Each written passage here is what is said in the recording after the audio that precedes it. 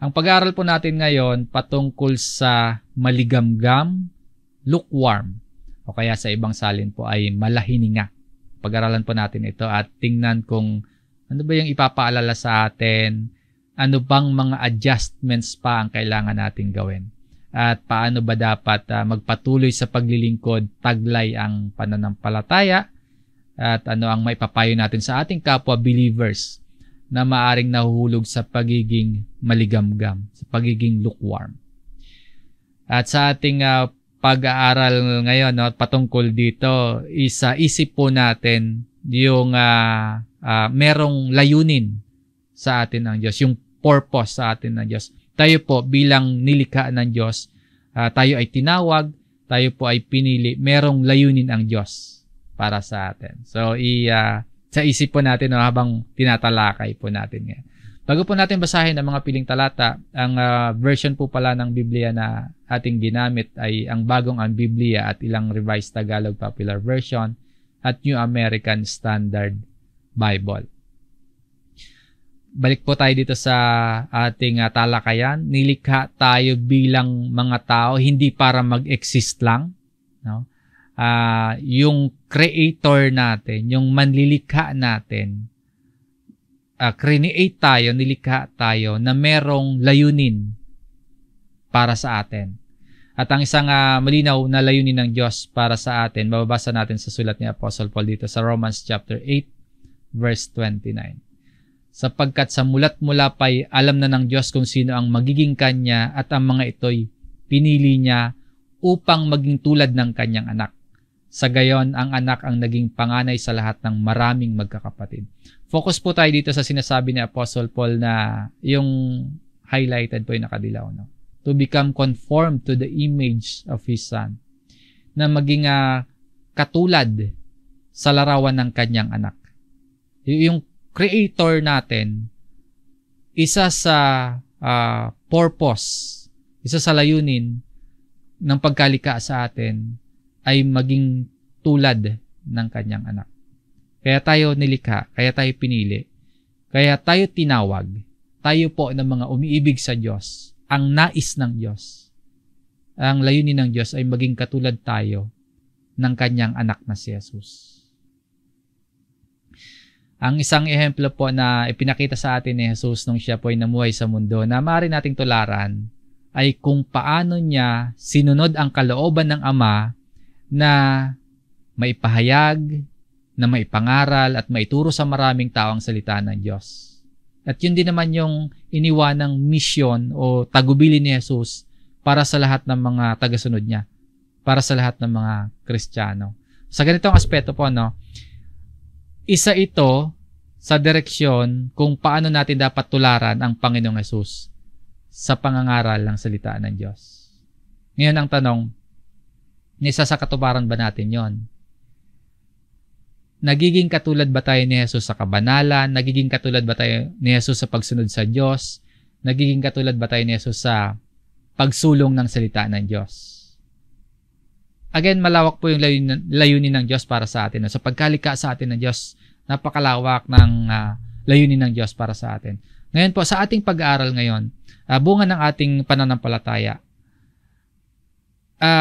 sa ating talakayan, sa ating pagsusuri ngayon, bunga ng faith na meron tayo, nakikibahagi ba tayo sa pagsulong o nakikibahagi ba tayo sa pangangaral ng salita ng Diyos?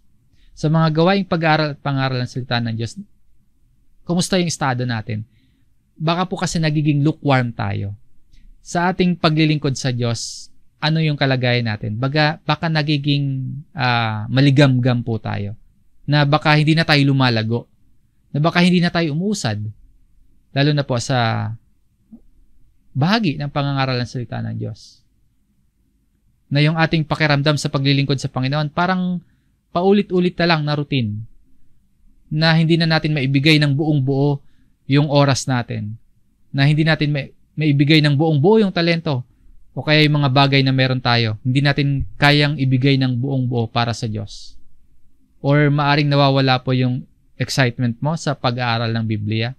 At nawawala din po yung maging yung excitement mo sa pakikisama sa kapwa mananampalataya sa pag-aaral ng salita ng Diyos. Sa fellowship, sa pakikisama sa kapwa mananampalataya sa gawain ng pag-aaral ng salita ng Diyos. Or baka nawawala yung pagkauhaw at pagkagutom mo sa salita ng Diyos at mas nagiging abala ka na sa ibang mga bagay.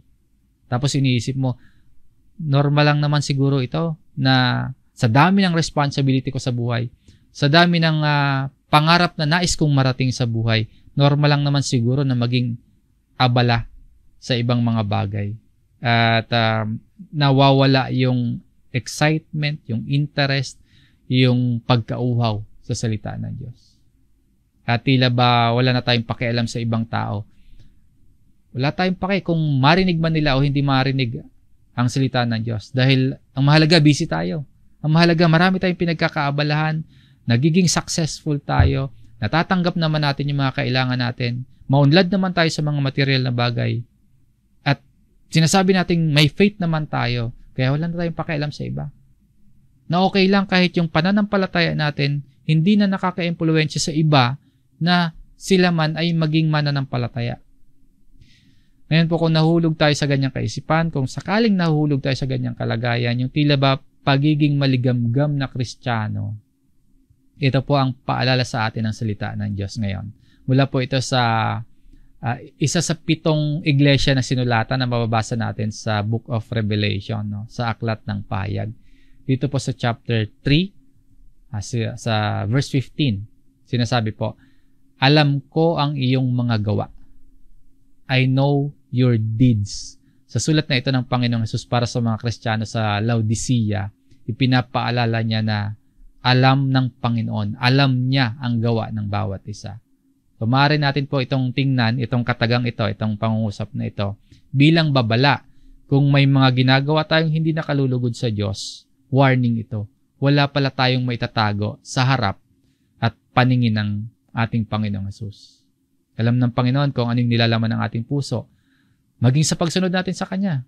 Alam niya kung nakaayon ba sa layunin niya ang mga pagkilos natin.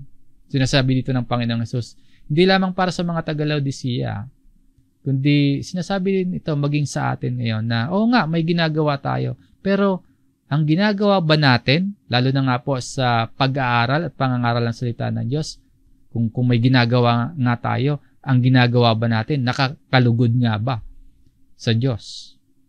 Na baka ginagawa lang natin yung mga ginagawa natin ngayon para magawa lang. Pero walang seryosong commitment. Walang sacrifices. Basta magawa lang. Matapos lang. Walang improvement mula nung simula. Nung simula nung manampalataya. Hanggang ngayon, ganun pa rin. Walang kayang isakripisyo. Hindi masyadong seryosong commitment sa paglilingkod. Umaga, hindi natin ibinibigay ng buo ang kaya nating ibigay para sa ikararangal ng Diyos. Ang sabi ng Panginoong Hesus, dito pa din po sa verse 15, ikaw ay hindi malamig o mainit man. You are neither cold nor hot. Ganyan yung kalagayan. Ito yung description ng Panginoon sa mga Kristiyano sa Laodicea. Ito yung bagay na ayaw ng Panginoon sa iglesia sa Laodicea. Ibig sabihin nito, kung ganito tayo, no, hindi malamig o mainit man, neither cold nor hot. Kung ganito tayo, wala tayong epekto sa iba. Hindi nakaka-apekto. Yung sinasabi nating faith, hindi na-apektuhan yung ibang tao. Hindi tayo nakaka-impluwensya ng mabuti sa iba na maging sila man po o yung iba ay maging mananampalataya ng Diyos sa pamamagitan ng Panginoong Hesus. Or kaya ganito, kung nakakatanggap man tayo ng blessings, hindi naman tayo nagiging blessing sa iba. Walang benepisyo. Walang mabuting epekto sa iba. Hindi nasiserve yung purpose kung bakit tayo pinili, kung bakit tayo tinawag. Hindi umuusad o hindi lumalago sa pangangaral ng salita ng Diyos. Hindi lumalalim yung commitment. Alam natin, ang Panginoong Hesus, kahit anong mangyari sa Kanya, magpapatuloy siya sa pagsunod sa kalooban ng Ama na maipahayag ang salita ng Diyos. Kahit alam niya yung ending, kahit mahirap, kahit alam niya na hindi maganda yung mangyayari sa Kanya, alam natin magpapatuloy ang Panginoong Hesus sa pagsunod sa kalooban ng Ama na maipahayag ang salita ng Diyos. Ngayon, tayo po kaya, bilang mga believers, bilang mga tagasunod ni Christ, tayo po, bilang mga nagsasabing at nagpapakilala na tagasunod ni Jesus at tinawag ng Diyos na maging katulad ng kanyang anak, nasaang estado tayo ngayon? Lalo na nga po dito sa misyon natin na ipangaral ang salita ng Diyos. Nasaan kalagayan tayo? Anong estado tayo ngayon? Ang nais kasi po ng Panginoong Hesus, ibig ko sanang ikaw ay malamig o mainit. I wish that you were cold or hot. Ang ibig ng Panginoon para sa mga Kristiyano sa Laodicea at maging sa atin, ang nais o ang ibig, maging malinaw o maging definido yung ating kalagayan. Malamig kung malamig, mainit kung mainit. Ang itinuturo po nito sa atin, dapat tiyak yung ating kalagayan. Hindi po ito pagiging mainit o malamig sa pananampalataya, ibang usapan po yan. Dito po, ang malamig o mainit, ito yung ibig, ito yung nais ng Panginoon. Yung magkaroon tayo ng kalagayan na makakaapekto sa iba. Yung magkaroon tayo ng definidong kalagayan na nakaka-impluwensya tayo ng mabuti sa ibang tao. At ang sinasabi pa sa atin dito, sa ating kalagayang espiritual, maging tiyak yung ating kalagayan. Maging tiyak yung ating posisyon, yung ating estado. Hot or cold, hindi alanganin. Dapat malinaw. Dahil kung hindi po, sa pagpapatuloy sa verse 16, ngunit dahil sa ikaw ay maligamgam, ang hindi mainit at hindi malamig, ayon po dito maligamgam o malahininga sa ang bagong ang Biblia na version. Sa NASB, lukewarm. Ang pagiging maligamgam, pagsasabi na may pananampalataya sa Diyos pero hindi nakikita sa pamumuhay. May sinasabing may pananampalataya sa Diyos pero walang epekto sa ibang tao ang pagiging mananampalataya. Kung maglaan ng oras, o kaya kung maglaan ng kakayahan, o kaya kahit anumang bagay na ilalaan para sa Diyos kulang. No? Kung maglalaan kulang, walang improvement, walang sakripisyo, stagnant. Hindi na umuusad. Simula ng sumampalataya, ang pagiging maligamgam, pagsasalarawan po ng kawalan ng interes na sundin ang lahat ng pinaniniwalaan tungkol sa Diyos. Marami na siyang karunungan tungkol sa Diyos. Marami siyang alam tungkol sa Diyos. Pero walang interes na sundin ang lahat ng pinaniniwalaan at ng lahat ng tungkol sa Diyos. At ang pagiging maligamgam din po ay pagsasalarawan din ng kawalan ng buong pusong pagnanais na ibahagi sa iba ang salita ng Diyos. Natuto ng salita ng Diyos. Nalaman ang kahalagahan ng salita ng Diyos. Nalaman na kailangan ding ipahayag sa iba ang salita ng Diyos. Pero walang desire na ibahagi ang salita ng Diyos patungo sa ibang tao.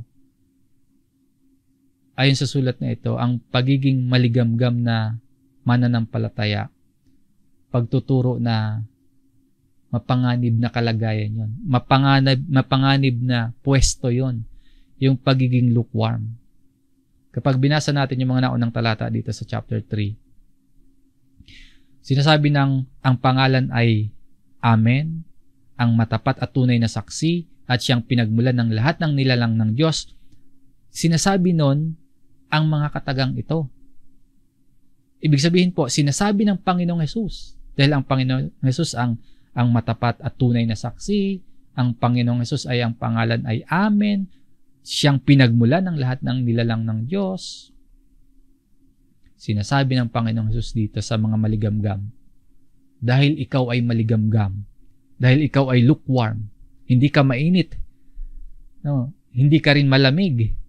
Sinasabi ng Panginoong Hesus, isusuka kita. I will spit you out of my mouth. So magsilbing paalala po ito sa atin. Magsilbing babala din ito sa atin na alam ng Diyos ang lahat ng ginagawa natin. Kaya kailangan suriin natin yung ating sarili. Yung ginagawa ba natin? Baka maligamgam tayo. Sana hindi. Ngayon, para mas maintindihan po natin yung konsepto ng lukewarm o yung pagiging maligamgam na pananampalataya, na delikado pala yun o mapanganib pala yung pagiging lukewarm, tingnan po natin yung historical background ng lugar na ito, yung Laodicea, nung panahon na isinulat ito ni Juan, bandang 94 to 96 AD. Yung Laodicea po ay isang mayaman, isang maunlad na lungsod sa ilalim ng pamamahala ng Roman Empire. Sentro yan ng pagbabangko, sentro ng komersyo sa buong Asia Minor, tanyag sa paggawa ng mamahaling tela at tanyag din sa medisina tulad ng gamot sa mata. At yung Laodicea po ay lokasyon din ito ng mga pangunahing medikal na paaralan. So, maunlad talaga, mayaman talaga yung lungsod ng Laodicea.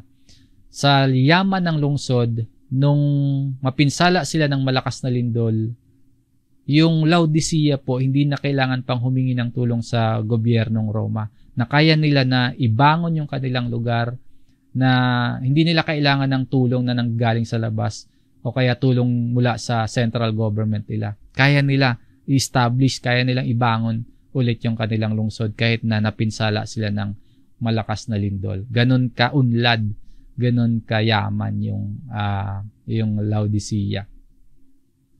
At sa kalagayan ng lungsod na yon, na sagana nga sa negosyo, sentro sa komersyo, sagana sa pananalapi, at tanyag maging sa medisina, yung mga mananampalataya na nakatira sa Laodicea, sa halip na magtiwala sa Panginoon, naging mapagtiwala at mapagbigay lugod sila sa kanilang sarili.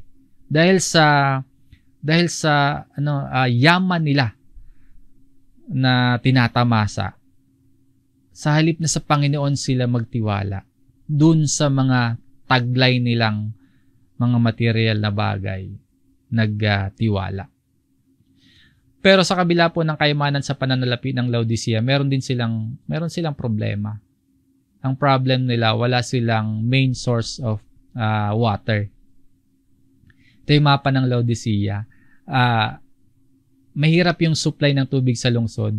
Mayaman sila, maunlad na bansa, kaya lang wala silang pinagkukuhanan ng tubig. Kaya ang ginagawa nila, kumukuha sila ng tubig sa kalapit na bayan. Yan yung Laodicea. Sa northern part, sa taas, nandun po yung Hierapolis. At sa bandang baba, sa southeast, yan naman po yung bayan ng Colossus. Yung Hierapolis po, sa north part, kilala sa pagkakaroon ng mga hot spring. Para sa lugar na yan, nung panahon na yan, yung hot spring, inumin nila at masarap ipangligo. May medicinal benefit at therapeutic para sa kanila yung mainit na tubig. Doon kilala yung Hierapolis. Yung sa Colossus naman, kabaliktaran. Kilala sa malamig na tubig, cold spring naman. At yung malamig na tubig, masarap inumin at refreshing sa katawan. Yun yung epekto sa kanila ng malamig na tubig. Yung isang picture, yung aqueduct. Yan yung water system na itinayo ng mga taga-Laodicea. Mayaman sila, maunlad sila. Ang problema nila, tubig. So sa yaman nila, sa dami nila ng pananalapi, nakapagpatayo sila ng patubig ng water system nila. Ngayon, yung mainit na tubig na nagmumula sa Hierapolis at yung malamig na tubig galing sa Colossus na padaloy nila papuntang Laodicea sa pamamagitan niyan ng aqueduct. Kaya lang dahil sa layo at haba ng biyahe ng tubig, pati ng materyales na ginamit noon, mga ilang kilometro yung distansya niyan, pagdating sa Laodicea ng tubig, nagiging maligamgam na yon. Hindi na masarap inumin yung galing sa Colossus, wala na rin yung medicinal properties nung galing sa Hierapolis na tubig. Ibig sabihin, hindi na refreshing yung galing sa cold spring, hindi na rin therapeutic yung galing sa hot spring. So yung dumadaloy na tubig dyan sa aqueduct na yan, wala nang silbi or wala nang gamit. Hindi na nasa-serve yung purpose bilang tubig panligo o kaya tubig inumin nila noon. So ibig sabihin, useless na talaga yung tubig na. Naging maligamgam na kasi. At yung pagiging maligamgam, hindi yung idea ng maligamgam na alam natin ngayon. Kasi yung lukewarm, yung tubig na dumadaloy dyan sa aqueduct na yan noon ay nakakasuka. Kaya ganun yung tawag nila, maligamgam. Nakakasuka. Kaya nang sinabi sa kanila ng Panginoong Hesus na sila ay lukewarm sa sulat na yon na ating pinag-aaralan, nung banggitin sa kanila ng Panginoong Hesus na sila ay maligamgam, alam nila or naiintindihan nila ang ibig sabihin sa sulat na yan. Inihahambing sila sa tubig na walang gamit. Inihahambing sila sa tubig na walang pakinabang.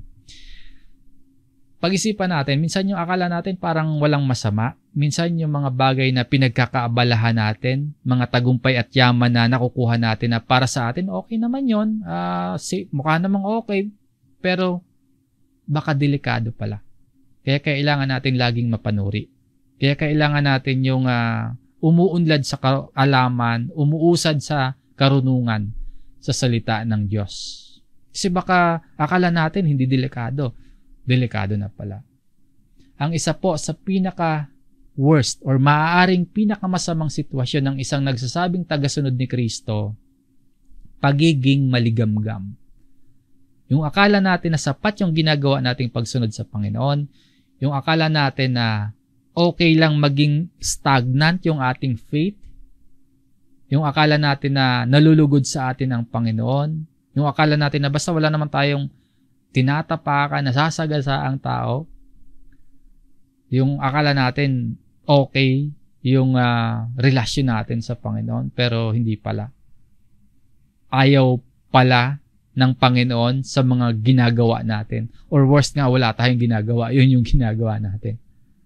Ayaw pala niya. No? Kaya ang sabi ni Jesus sa mga taga-Laodicea sa verse 15, di ba yung binasa natin kanina, sana naging mainit ka na lang. O kaya sana naging malamig na lang kayo para may pakinabang, para mapapakinabangan kayo. Para nagkaroon kayo ng mabuting epekto sa ibang tao. Sana naging malamig na lang kayo, sana naging mainit na lang kayo. Kaya lang maligamgam sila eh. Kaya sabi ng Panginoon dito sa verse 16, isusuka kita. Pagtuturo ito sa atin na ayaw ng Panginoon sa hindi tiyak na kalagayan ng pananampalataya. Dapat kung mainit tayo. Kung malamig tayo.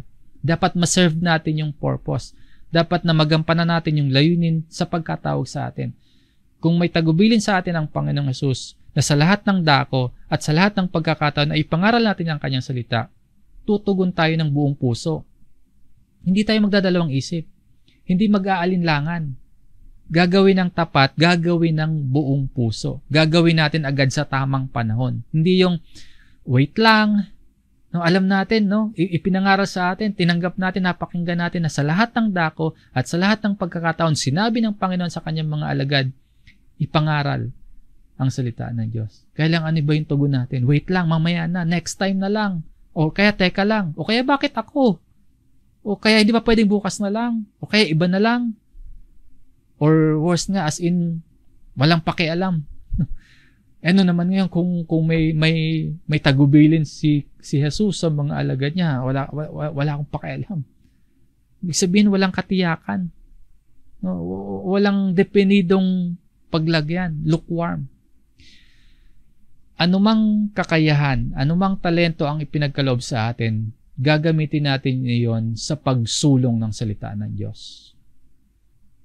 Minsan ba nakakaramdam tayo na gusto nating sumunod sa kalooban ng Panginoon pero parang gusto din nating sundin kung ano yung nais ng masamang sanlibutan? Meron bang minsan ngayon may pagtatalo? Aktibo tayo ngayon sa ministry pero parang may naghihikayat sa atin na bitawan na. No, tumigil na dahil sapat na yung inilaan nating oras. Kailangan naman siguro nating pagtuunan yung trabaho natin, yung negosyo natin, yung pamilya natin o kaya yung karir natin. Nakakaramdam ba yung ilan sa atin na parang mas masarap piliin yung pagiging lukewarm? Mas masarap yata piliin yung pagiging maligamgam sa pananampalataya? Labanan po natin yan. Bigyan pansin po dito yung babala ng Panginoon. Hindi natin sinasabing pababayaan natin yung ating mga trabaho, yung ating mga pag-aaral. Hindi natin sinasabing pababayaan natin yung mga negosyo, yung mga karir natin, yung pamilya natin. Hindi po ganon. Hinihimok pa nga tayo na itaguyod ng mabuti yung lahat ng mga yan eh. Pero maging maingat lamang po tayo na huwag tayong mahulog sa pag-ibig sa mga nasa ng sanlibutan. Sa halip po, bilang mga mananampalataya, ibigin natin ang Diyos. Mag-ingat tayo na baka mahulog tayo sa pagnanasa sa mga makansanlibutang bagay lang. Ang mainam po ay nasain natin ang kaharian ng Diyos. So paano ba itong church sa Laodicea? naging maligamgam sa paningin ng Panginoon at sinasabi sa kanila na isusuka sila ng Panginoon. Sa verse 17 po, sapagkat sinasabi mo, ako'y mayaman at naging mariwasa at hindi ako nangangailangan ng anuman. Because you say, I am rich and have become wealthy and have need of nothing. Naging lukewarm sila. Namuhay sila sa mundo na oo nga, maunlad sila, mariwasa sila, pero makasarili. Materialistic. Nakadepende sila sa yaman na meron sila at sinasabi nila na wala na silang ibang kailangan. Ibig sabihin po, hindi na nila kailangan pati ang Diyos. Hindi na nila kailangan ang Panginoong Hesus. At kung sakaling maalala man nila ang Diyos, half-hearted lang. Mga mga believers po yan, mga mananampalataya itong sinulatan ito dito. Church to sa Laodicea. Maaring gusto nilang mamuhay ayon sa Diyos, pero namumuhay din sila ayon sa sanlibutan. Hindi hindi tiyak yung kalagayan, yung pag-ibig sa salapi, yung sobrang attachment natin sa mga bagay sa mundo kaysa sa paglilingkod sa Panginoon. Delikado pa lang talaga yun. Akala natin okay tayo, pero baka isinusuka tayo ng Panginoon. Hindi tiyak, hindi po definido yung pwesto ng mga ng mga church sa Laodicea. Kapag ipinagpapalit po natin ang Panginoon sa ibang mga bagay, lalo na kung sagana tayo ngayon, na marami tayong pinagkakaabalahang tagumpay sa buhay, kapag isinasantabi natin ngayon ang Panginoon, para na rin nating sinasabi na hindi natin siya kailangan. Yung bang naniniwala tayo sa Panginoon, pero hindi natin siya kailangan. Ganon yung lukewarm. Naniniwala tayo, pero hindi natin siya kailangan. Hindi natin siya sinusunod. Yung joy natin, yung peace, yung assurance natin, yung confidence o kaya yung security at hope natin, katulad sa mga taga-Laodicea, imbis na sa Panginoon sila magtiwala, sa kayamanan taglay nila sila nakaasa. Nakalimutan na nila ang Panginoon dahil sa mga material na bagay na meron sa kanila. Meron sila. Sinabi nila, hindi na sila nangangailangan ng anuman. Pati ang Diyos. Hindi na nila kailangan. Dahil sa mga material na bagay na meron sila. Sa halip na gamitin kasangkapan upang maisagawa yung layunin ng pagkatawag sa kanila, naging hadlang pa yung mga kayamanan nila para makapagpatuloy sana sila sa paglilingkod sa Panginoon. Dahil sa kaisipan at paniniwala nilang ganyan, na sila'y mayaman, na sila'y mariwasa, na hindi sila nangangailangan ng anuman, isinusuka sila ng Panginoon. Akala nila safe sila. Akala nila secure sila. Akala nila dahil mariwasa sila, okay na sila. Pero iba ang tingin sa kanila ng Panginoon. Ganito ang tingin sa kanila. Hindi mo nalalamang ikaw ay aba, kahabag-habag, maralita, bulag at hubad. You do not know that you are wretched, miserable, poor, and blind, and naked. Pero po ako nakakwentuhan, sabi sa akin, kahit hindi na ako magbasa ng Bible, kahit hindi na ako makibahagi sa mga preaching the gospel na yan, kahit hindi na ako maging aktibo sa mga ministry na yan or sa church na yan, sagana naman ako ngayon. Hindi naman ako pinababayaan ng Diyos. Malamang hindi nagagalit sa akin ng Diyos, binibless niya baka ako ng karangyaan, ng kariwasaan. Ang sukatan niya, kapag maraming material na pagpapala, naakala niya, secure siya, malapit siya sa Diyos. Hindi na nila kailangan ang Panginoong Hesus. At kapag salat naman sa yaman, sinasabi nila, galit ang Diyos. Kung sa material na bagay tayo nakaasa, kung sa yaman lang tayo titingin, nabibiktima po tayo ng maling kaisipan. At kung masyado naman tayong relax, at masyado tayong kampante sa ating kalagayan, at pakiramdam natin, hindi na natin kailangan ang Diyos sa ating buhay, nagkakamali po tayo. Sa sulat na ito sa mga taga-Laodicea, tayo din po ay tinuturuan, tayo din po ay pinapaalalahanan na huwag maging materialistic, na mag-ingat tayo sa lahat ng uri ng kasakiman dahil ang buhay po wala sa kasaganahan ng mga bagay na taglay natin. Na dapat sa Panginoon tayo magtiwala at hindi sa mga bagay lang dito sa lupa. Na tinuturuan po tayo na magtiwala sa Panginoon. Na kailangan natin ang Panginoon. Kahit pa mariwasa tayo ngayon, kahit pa mayaman ka ngayon, kailangan mo po ang Panginoon. Yung mga taga-Laodicea, sentro ng komersyo, kalakal, mayamang lungsod, pero ang tingin sa kanila ng Panginoon, aba, kahabag-habag, maralita, bulag at hubad. Ipinarating sa kanila yung letter na ito upang magbigay babala sa kanila. Nakarating sa atin ang sulat na ito para mabigyan din tayo ng babala na huwag tayong mahulog sa patibong o pandaraya ng mundo na baka mas ibigin pa natin yung mga material na bagay kesa sa pagsunod sa Panginoon. Ipinaalam sa atin ang kalagayang isusuka ng Panginoon ng pagiging maligamgam o lukewarm na pananampalataya. Ipinaalam sa atin ito upang makaiwas tayo. Ipinaalam sa atin ito para makaalis tayo sa kalagayang lukewarm o maligamgam. Ngayon, kung may puwersa po o kaya kung may influence po sa paligid natin na tila hinihikaya tayo o dinadala tayo sa pagiging maligamgam, baguhin po natin ang ating pag-iisip. Tulad nga po ng paalala naman ni Apostol Pablo sa mga Kristiyanong sinulatan niya sa Roma. Dito po sa Romans chapter 12, verse 2, huwag ninyong tularan ang sanlibutang ito, kundi magbago kayo sa pamamagitan ng pagbabago ng inyong pag-iisip upang mapatunayan ninyo kung alin ang mabuti, kasiyasiya, at lubos na kalooban ng Diyos. Sinasabi po, be transformed by the renewing of your mind. Huwag tayong makiayon sa masamang takbo ng sanlibutan.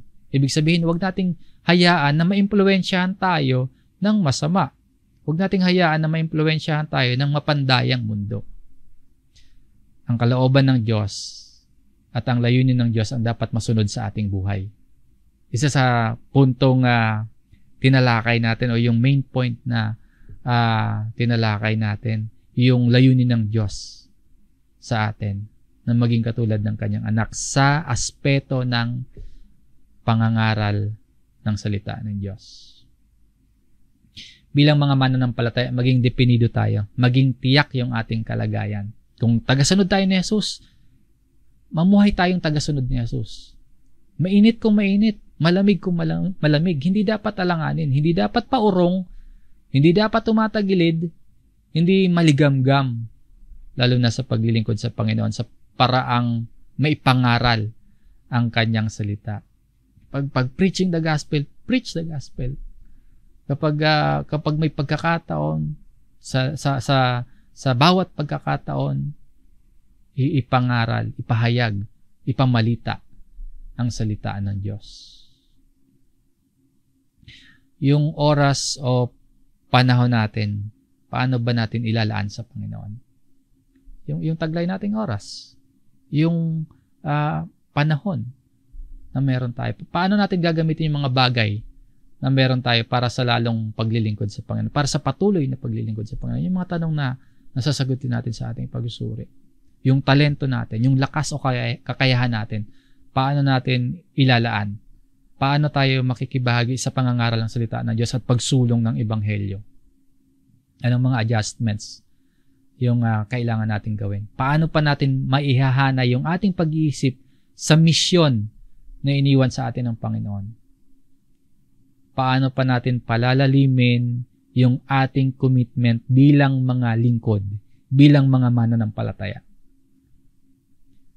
Paano natin gagamitin yung influence na meron tayo? At paano tayo makaka-impluwensya sa iba na sila man po, ang ibang tao din po, ay maging mananampalataya at tagasunod ni Kristo? Sa pag-aaral at pangangaral ng salita ng Diyos, sa paglilingkod natin sa Diyos, mainit kung mainit o malamig kung malamig, huwag tayong maging maligamgam. Meron tayong kailangang gawin, meron tayong kabuluhan, kinakailangang ma-serve yung purpose natin. Yung kaligtasan na meron tayo, ibahagi natin sa iba. Yung magandang balita na tinanggap natin, ipamalita natin sa iba. Hanggang dito po ang ating pag-aaral at patuloy po tayo magbulay-bulay ng salita ng Diyos. Nawa ay nakatulong po ito na mapaunlad pa ang ating pananampalataya at magpatuloy ang bawat isa sa paglilingkod sa Diyos.